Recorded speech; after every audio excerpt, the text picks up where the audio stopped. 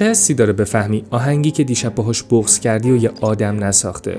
تا چند سال دیگه موسیقی توسط کسایی ساخته میشه که هیچ وقت نفس نکشیدن، بیخواب نشدن، قصه نخوردن، عاشق نشدن، اما قراره عمیق ترین احساساتمون رو تحریک کنن. ما اول انقلاب تو موسیقی نیستیم، بلکه تو اولین مراحل یه حذف وایستادیم. حذف خالق از اثر. این شما و این هم آینده موسیقی با هوش مصنوعی.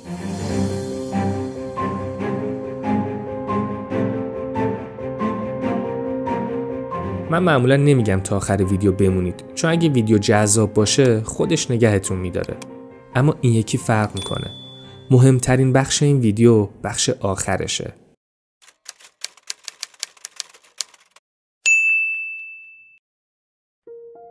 قبلا مسیر آهنگساز شدن مشخص بود.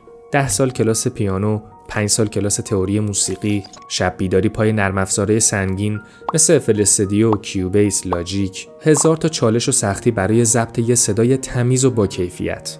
موسیقیدان بودن یه معیار و مشخصه داشت به اسم مهارت. اما حالا چی؟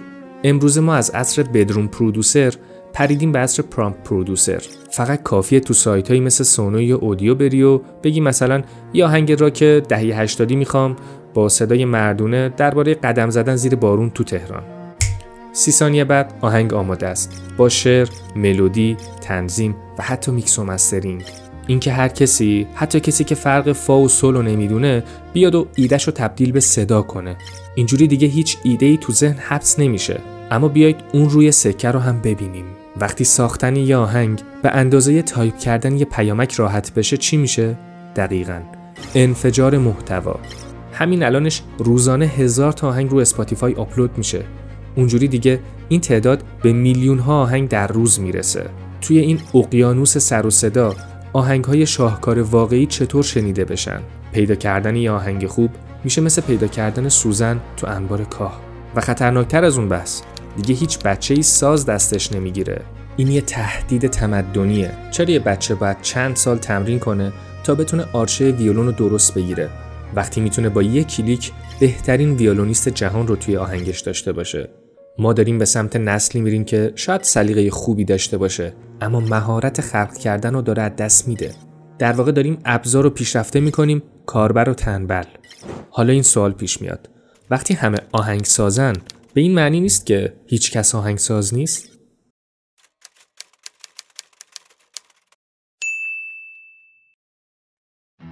فرض کنیم شما با اون هوش مصنوعی یا آهنگ ساختی. سوال مهم، اون صدای کیه؟ چند وقت پیش یه آهنگ به اسم Hard on My Sleeve وایرال شد. آهنگی که دریک و دویکند با هم خونده بودن. اینترنت ترکید. 8 میلیون ویو فقط یه چند ساعت. اما یه مشکل کوچیک وجود داشت. دریک و دویکند روحشون هم از این آهنگ خبر نداشت. یه نفر با هوش مصنوعی صداشون رو شبیه سازی کرده بود. آهنگ انقدر خوب بود که احتمالاً نامزد جایزه گرمی هم میشد. ولی خب سریع از روی اینترنت برش داشتن. این موضوع برای خودمونم آشناست. از مهستی و هایده که آهنگای شادمهر و گرشا رضایی رو میخوندن تا ورژن راک آخوا ویلا لیلی و دل شده یک کاسه خون. به نظرتون اگه بانو هایده یا بانو مهستی زنده بودن، راضی بودن از صداشون استفاده بشه؟ آیا صدای یه هنرمند جزء دارایی‌هاشه؟ کمپانی‌ها و لیبل‌های موسیقی همین الانش هم دارن خودشونو میکشن تا قوانینی رو تصویب کنن که بگن بله صدای تو دیتای توئه. اما حقیقت تلخ اینه که هوش مصنوعی دزد ماهریه. میدونید مدل‌های هوش مصنوعی چجوری یاد گرفتن آهنگ بسازن؟ با گوش دادن به تمام تاریخ موسیقی بشر. اونا از روی میلیون‌ها اثر هنری که حاصل رنج و تفکر انسان‌ها بوده آموزش دیدن. خب حالا وقتی یه آهنگ با AI میسازی، داری الهام میگیری یا داری از زحمت و کلی از ایده‌های هنرمندای دیگه استفاده میکنی؟ مرز بین الهام و سرقت تو دنیای هوش مصنوعی کلاً از بین رفته. ولی تکون دهنده ترین سوالی که تو این ویدیو باهاش مواجه میشی اینه: اگه یه آهنگی بشنوی که با صدای خواننده مورد علاقت باشه، ترانه‌شو ربات از روی 1000 تا نامه و پیام عاشقانه الهام گرفته باشه و ملودیش رو الگوریتم بر اساس ضربان قلبت ساخته باشه، انقدرم قوی و باحثه که اشکتو در میاره و باهاش گریه میکنی، آیا اون اشکا واقعی هن؟ وقتی منبع احساساتت مصنوعیه، خود اون احساس چقدر واقعیه؟ چقدر ارزش داره؟ ما داریم وارد دنیایی میشیم که خاطراتمون هم ممکنه با چیزایی ساخته بشن که اصلا وجود ندارن و این تازه شروع ماجراه. تو بخش بعدی در مورد چیزی میگم که مو به تن آدم سیخ میکنه.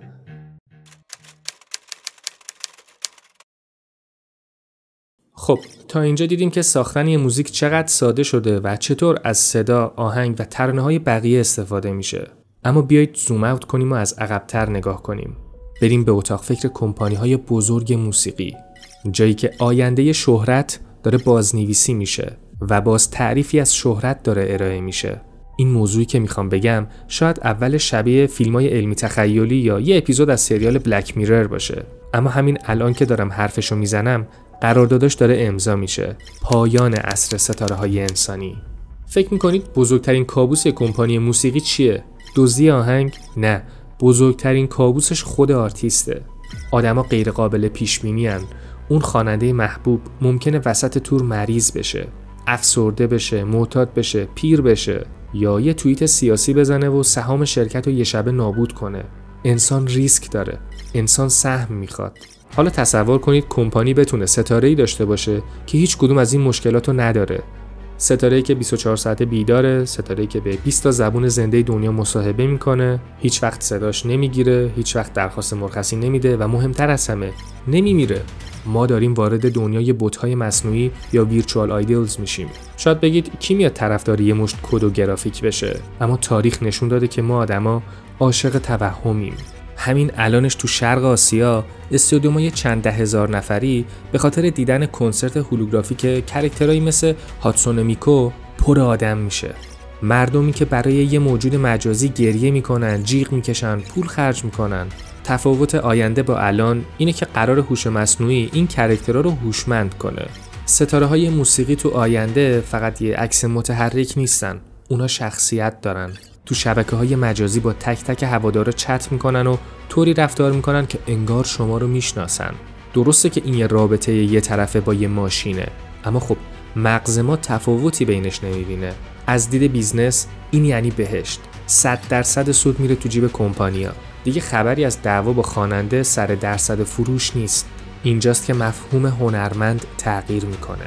تا چند سال دیگه تو لیست 10 خواننده برتر سال یه آدم واقعی هم پیدا نمی‌کنیم. ما قراره برای کدهای دست بزنیم که توسط یه تیم مهندسی طراحی شدن تا دقیقاً روی نقاط ضعف احساسی ما دست بذارن. سوال ترسناک اینه وقتی قهرمان‌های فرهنگی ما انسان نیستن، الگوهای ما قراره چی باشن؟ و وقتی مرز بین یه شخصیت واقعی و یه شخصیت ساخته شده توسط الگوریتم از بین بره، آیا شهرت و کاریزما دیگه ارزشی داره؟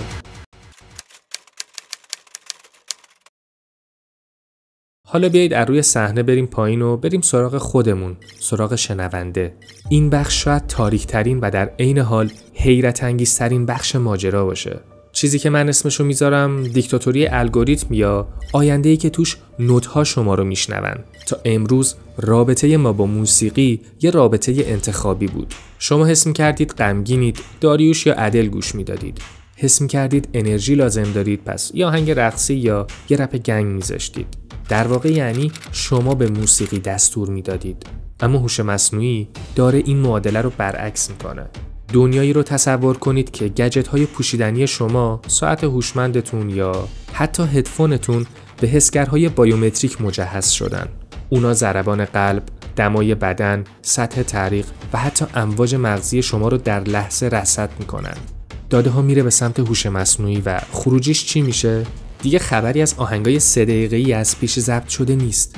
ما با پدیده‌ای روبرو میشیم به اسم اندلس استریم، جریان بی‌پایان.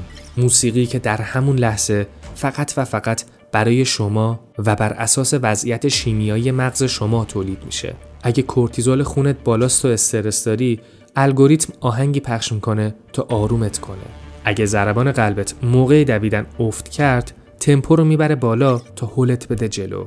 این دیگه هنر نیست، این داروسازی صوتیه. موسیقی تبدیل میشه به یه قرص مسکن، یه ابزار کاربردی برای هک کردن مغز.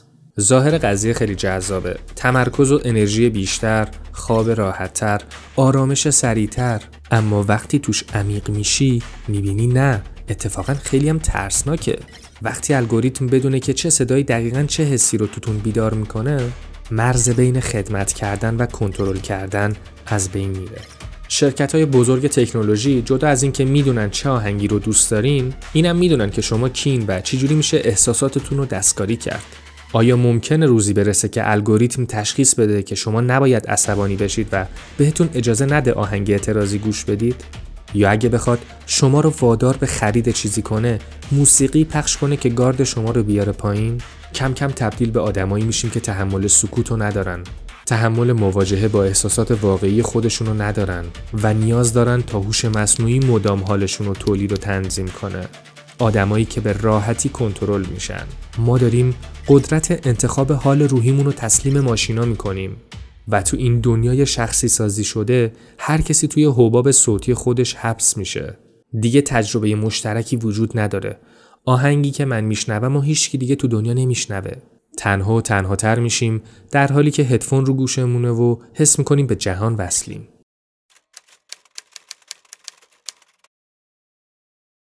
خب، نفس عمیق بکشید. تا اینجا تصویر خیلی ترسناکی ساختیم. دنیایی پر از خواننده‌های فیک، آهنگ‌های ساخته شده فقط با یک کلیک و الگوریتمی که مغز ما رو کنترل میکنه. حتما میپرسید پس جایگاه انسان‌ها کجاست؟ آیا ما تموم شدیم؟ آیا باید سازامون رو بشکنیم و تسلیم بشیم؟ قطعاً نه. اتفاقاً به نظرم ما در آستانه یه رنسانس انسانیم. الان میگم چرا. قانون اقتصاد ساده است. هر چیزی که زیاد بشه بی‌ارزش میشه و هر چیزی که کمیاب بشه ارزشمند.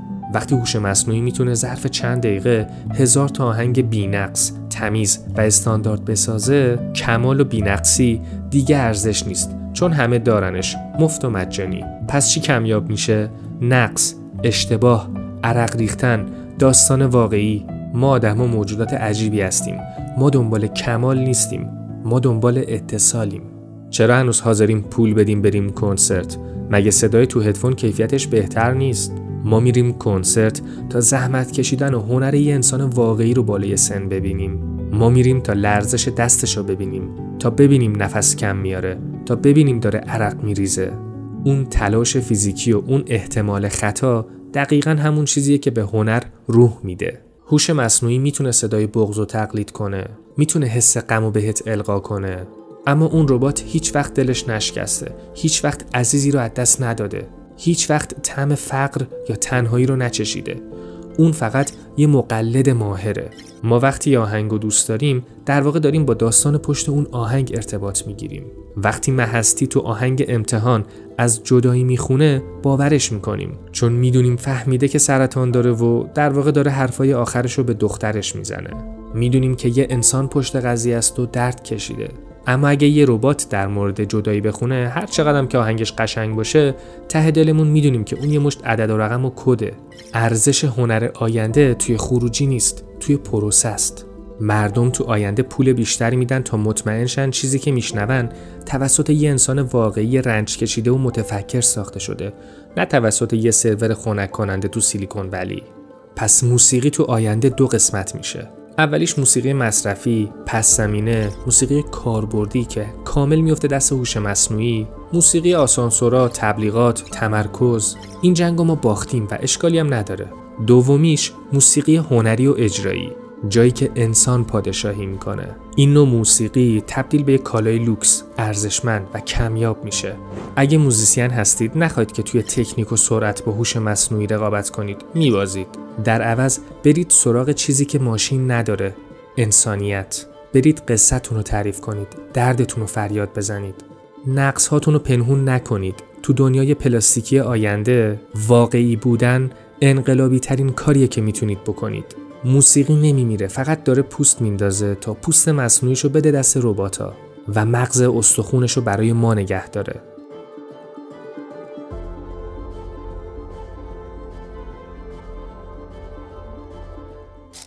اگه تا اینجای ویدیو با من همراه بودید پس حتما ویدیو براتون جذاب بوده. اگه کسی رو میشناسید که فکر میکنید برای اونم جذابه، لطفاً براش بفرستید.